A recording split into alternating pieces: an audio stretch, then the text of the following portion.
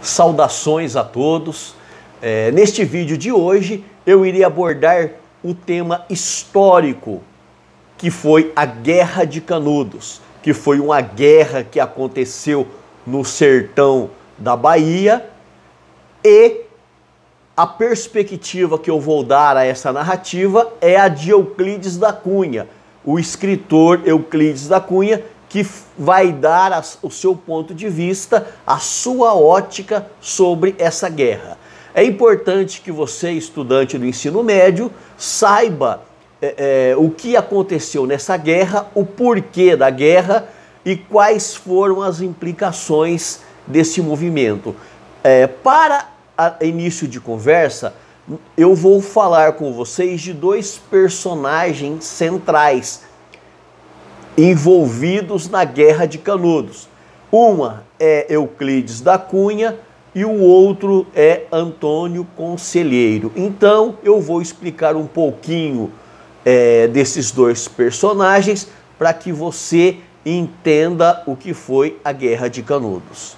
Então, Euclides da Cunha, que viveu de 1866 a 1909, ele foi escritor, jornalista, professor, engenheiro e militar brasileiro. Portanto, se tratava de uma pessoa intelectual, um homem sábio, um profundo conhecedor das letras, da história, enfim, de uma série de outras áreas do conhecimento que eu irei falar mais à frente. Ele, Euclides da Cunha, escreveu uma obra, um livro chamado Os Sertões. Esse livro é inspirado no que ele vivenciou nessa Guerra de Canudos. Como assim vivenciou? Ele participou da guerra? Sim, ele participou da guerra como repórter, ele foi cobrir a guerra. Em 1897, ele era jornalista do jornal O Estado de São Paulo. E o próprio dono do jornal o enviou para o sertão da Bahia, mais precisamente para Canudos, para cobrir a guerra que estava levando a República Brasileira ao alvoroço. Então essa guerra, ela aconteceu logo no início da República Brasileira. E Euclides da Cunha, ele passou os 2 últimos meses, ou seja, ele acompanhou o final dessa guerra, ao qual ele vai narrar na sua obra Os Sertões. Então, antes da experiência de Canudos, Euclides ele era um crítico de Antônio Conselheiro e de todos aqueles que estavam ali envolvidos na Guerra de Canudos. Por quê? Segundo a visão de Euclides da Cunha, esse movimento liderado pelo Antônio Conselheiro, ele era um movimento que defendia a volta da monarquia no Brasil. Então, a partir disso, fica óbvio que isso aconteceu logo no início da República. Na visão de Euclides da Cunha, Antônio Conselheiro, que era o líder da comunidade ali de Canudos, que estava alvoroçando a República, ele vai dizer então que aquela rebelião, aquele motim, aquele povo liderado por Antônio Conselheiro, era apenas monarquistas querendo restaurar a monarquia no Brasil.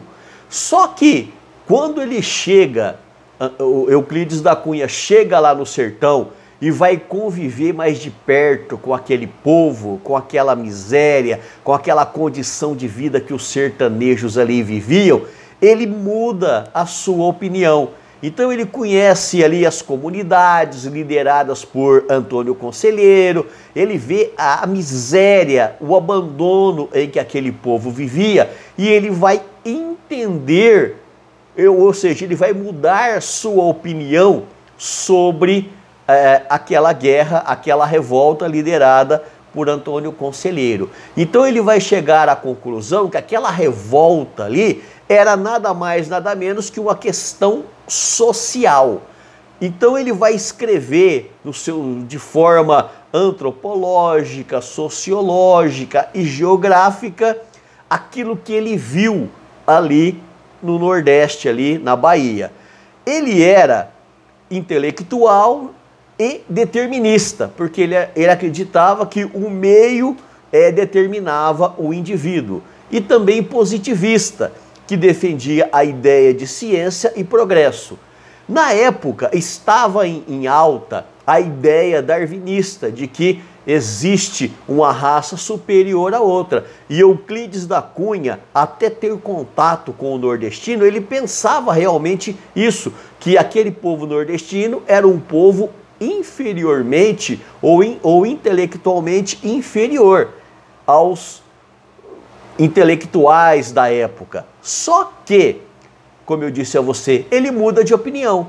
Ele vai perceber que aquela revolta ali de Canudos tinha um motivo. Era uma questão puramente social, não era monarquia, não era querer restaurar a monarquia, nada disso.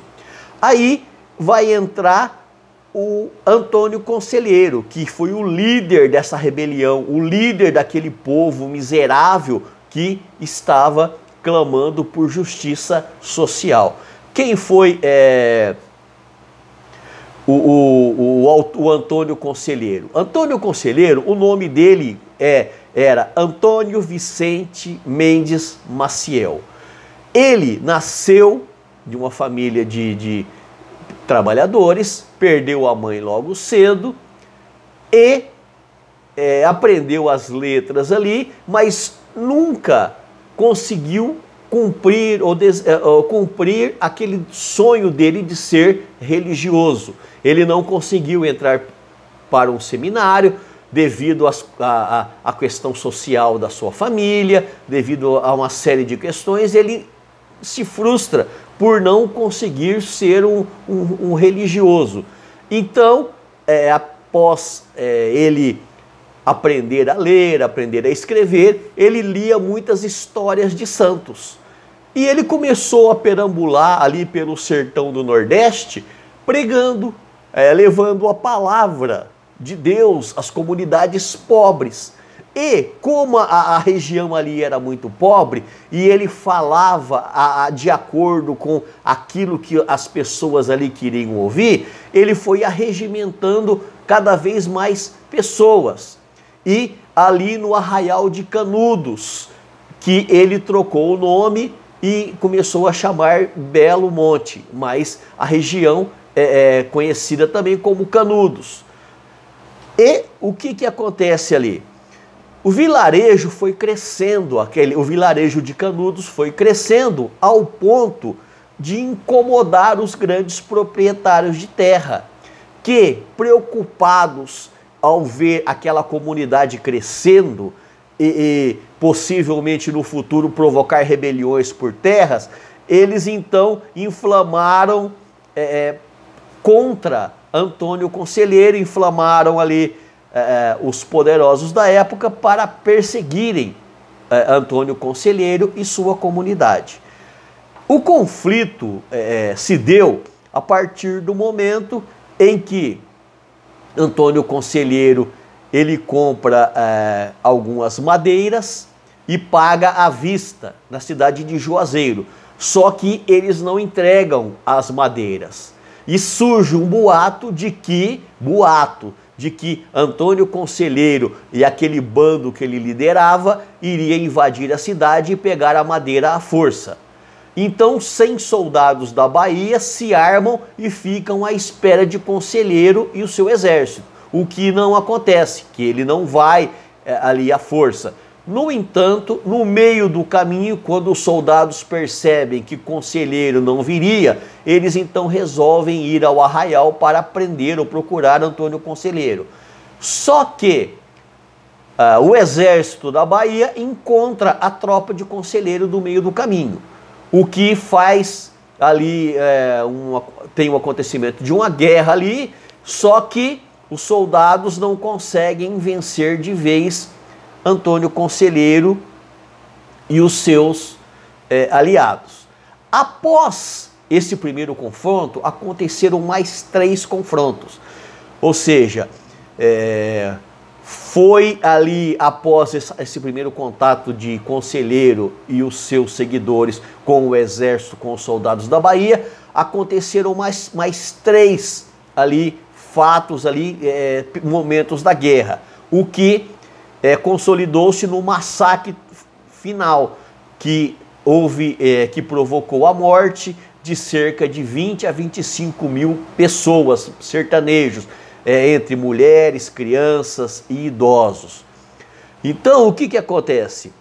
O vilarejo foi destruído, todos morreram. Aqueles que não morreram se renderam para preservar a sua vida, mas depois de rendidos também foram mortos. O conflito só acaba em 5 de outubro de 1897, quando os últimos defensores ali morrem. No entanto, Euclides da Cunha, ao participar, ao ver, ao visualizar os acontecimentos, aquele que criticava o movimento, que criticava Antônio Conselheiro e os seus seguidores, ele muda de opinião. Então eu vou ler para vocês aqui um trecho dos Sertões. O que Euclides da Cunha escreve após mudar sua ideia sobre o movimento. Então está escrito assim em uma parte do livro: o sertanejo. O sertanejo é, antes de tudo, um forte. Não tem raquitismo exaustivo dos mestiços neurastênicos do litoral. A sua aparência, entretanto, ao primeiro lance de vista, revela o contrário. Falta-lhe a plástica impecável, o desempenho, a estrutura corretíssima das organizações atléticas. Entretanto, toda esta aparência de cansaço ilude. Nada é mais surpreendedor do que vê-la desaparecer de improviso. O homem transfigura-se, espertiga-se, e da figura vulgar do tabaréu canhestro reponta inesperadamente o aspecto dominador de um titã, acobreado e potente, num desdobramento surpreendente de força e agilidade extraordinária. Então, Euclides da Cunha, ele escreve o livro sobre o que ele viu ali em Canudos. E ele se surpreende com a raça, com a força, com o vigor do povo nordestino, do povo baiano, que mesmo na miséria, que mesmo na dificuldade, que mesmo abandonados pelo Estado na época, eles tinham força, tinham garra e tinham fibra para continuar vivendo. Por isso ele escreve então na sua obra, o sertanejo é, antes de tudo, um forte. Então, eu estou falando para vocês aqui de história e literatura de uma forma casada, para que você compreenda a história e também a literatura brasileira. Eu agradeço a todos, um abraço e até a próxima.